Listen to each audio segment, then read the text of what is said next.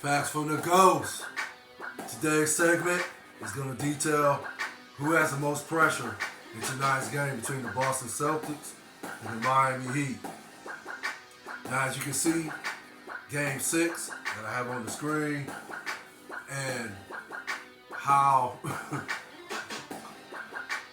I would say it's a combination of luck, basketball awareness, as far as know where you at on the floor, know when to hustle for loose balls, rebounds, and so forth, and basically just IQ, IQ regardless, whether it be in basketball or everyday life. But in this particular situation, the IQ is consistent of, on the basketball court, which this is what Derek White displayed clearly, honestly.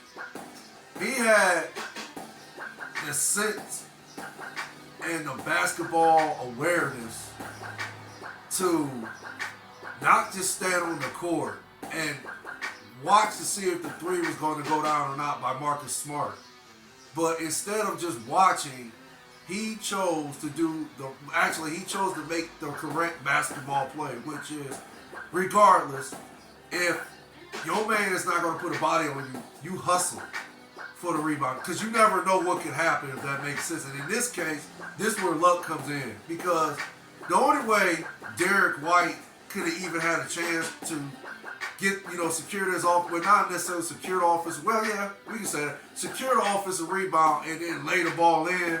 The only way this could have happened was for that shot by Marcus Smart and for that ball to go in and out in a way that it ricocheted to the left instead of going, and it could have went either way. It could have went to the right. It could have hit the back of the rim, went to the center court or up in the air. That ball could have went in many different kind of opposite directions, if that makes sense. But in this case, again, this is where luck was instituted, and the ball landed right in Derek White's hands, which, yeah, that's the only luck part of it. A lot of people say this was a lucky play, period. No, the luck part is how that ball just miraculously went to the left, and it, was soft enough for it to go to the left for Derek White to get a hand on it and tip the ball in. And yeah, the Celtics ended up winning Game 6 off this miraculous tip in. So yeah, the luck part is of how that ball, again, ricocheted to the left. So, and how soft it ricocheted to the left. That's where the luck part comes in. But no, as far as it being a lucky play, period, no, it was not a lucky play. It was just a correct play by Derek White. He made the correct basketball play to not stand around, and he chose to instead hustle, run after the offensive rebound, and yeah, the ball just again miraculously landed in the right place at the right time, if that makes sense. Now, again, I'm gonna touch on who has the most pressure in a few, but who's to blame for who can you blame, or okay, was this more of the Celtics winning this basketball game, or was it more of what Miami didn't do? Again, you have to give credit to Derek White. Derek White hustled. He did exactly what he was supposed to. Instead of just standing around, he hustled. And that's usually what happens. When you hustle, you sometimes get rewarded like this, in a lucky way, if that makes sense. Sometimes luck is on your side when you hustle and you fight, for a win, if it makes sense. When you battle like that, when you're like, like in this case, a 1-point game with 3 seconds left, and Miami initially made the first stop, right? They made the first stop by putting 2 bodies on Marcus Smart and forcing him to take a tough contested 3-point shot, which again, yeah, we all know what happened. But yeah, Miami did everything right on that play except box out.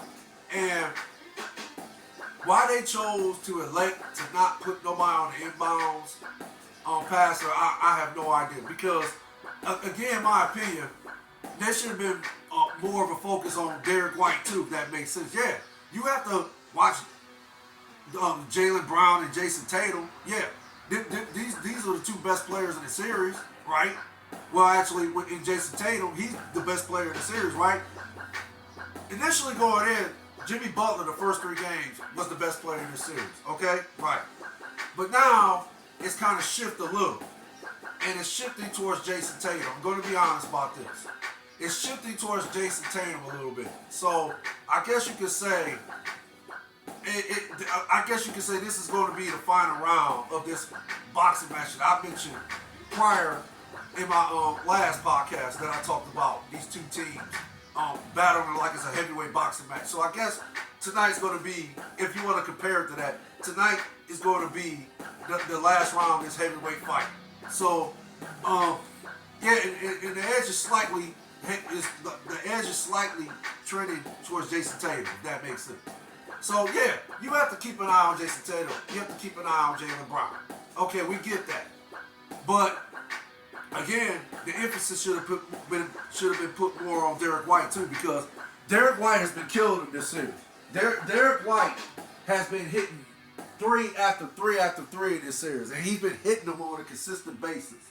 So, and in this game particularly, I think he hit like 2 or 3 of them. So, again, if you're not gonna put nobody on the inbound pass, I think his name is Max Strus. If you can see on the screen, 31. I believe his name is Max Strus. I might be pronouncing his name, and I apologize for that. But I'm just gonna say, me, and again, never played on a professional level, never played on even a high school level, grade school level. I've got experience playing here and there organized ball, if that makes sense. But again, for me as a basketball player, if I was, in this particular defensive set, if that makes sense, I would have chose to guard Derek White, because I'm thinking, okay, you got to keep a body on him too, because he's been hitting in a consistent basis this season. He's been killing us. So that would have been my mindset. So, okay, I'm watching, I'm looking, nobody's guarding Derek White. Okay, I'm going to run over there and I'm going to guard Derek White. Initially, I'm going to wait till the ball is being passed in. But my mindset is to get over there where Derek White is as soon as that ball is passed in and keep a body on him. Or in some cases, if they pass the ball to him to shoot a 3, keep my hands up, right? Keep my hand up in the face. Okay. But again, why? And Eric Spoelstra is a great coach. Let's just put that out there right now. In any way, shape, or form, I'm blaming Eric Spoelstra for this loss. I'm not blaming Pat Riley for this loss. Come on, I've been said this so many times. These are two of the greatest head coaches in the history of the NBA. Period. These are two of the greatest head coaches.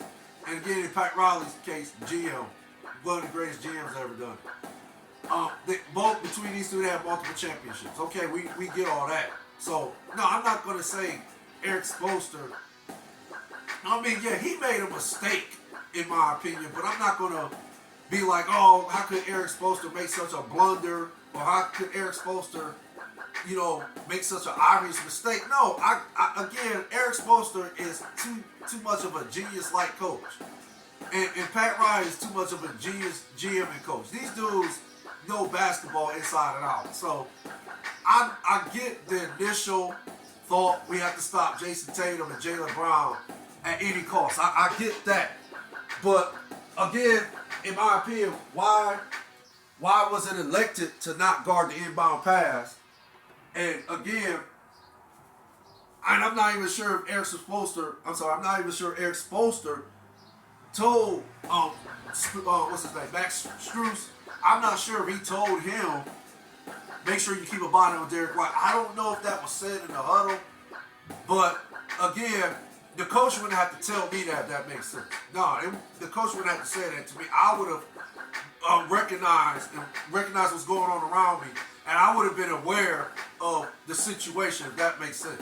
So, me personally, I would have guarded Derek White at any cost. I would have guarded him. Because, again, he's been killing us this whole series. There's no way in the world I'm going to leave this dude wide open. let alone get a free lane to the basket, so he can quite possibly tip in the game-winning shot. If that makes sense. Get the offensive rebound and get a putback game-winning shot. If that makes sense. So that's just me. That's just my opinion of how I would have defended this particular defensive set. That's my opinion.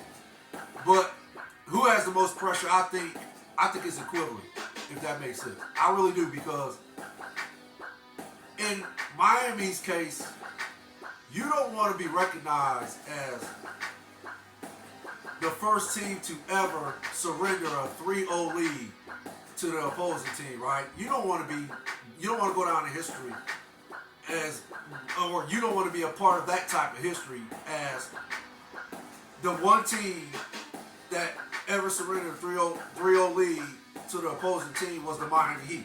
You don't want to be recognized as far as that type of history. That type of history. You don't want to be recognized going down in history like that, if that makes sense. So, yeah, for Miami, yeah, the pressure on them is, in my opinion, no, you don't want to be labeled as the first team to surrender a 3-0 lead to the Boston Celtics. I'm going to say it like that, right? Because that's what history is going to say if Boston win this game tonight. That it'll be a trivia question for the ages. What's the one team that surrendered a 3-0 lead to the opposing team in the Eastern Conference NBA Finals, right? And you don't want to be the answer to that trivia question. No team want to be the answer to that trivia question. So, again, that's where the pressure for Miami lies.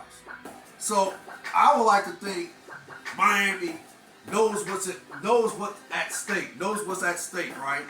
They know what's at stake. So, I like to think Eric Spoelstra, Jimmy Butler, Bam Adebayo, and the rest of the crew, I like to think they're going to be engaged and they're going to be ready to play tonight. Now on the Boston side, the pressure on them is you want to be the first team in NBA history to come back from a 3-0 deficit, right, in the Eastern Conference Finals. You want to go down in history as the first team to ever done it. And let me give a fun fact.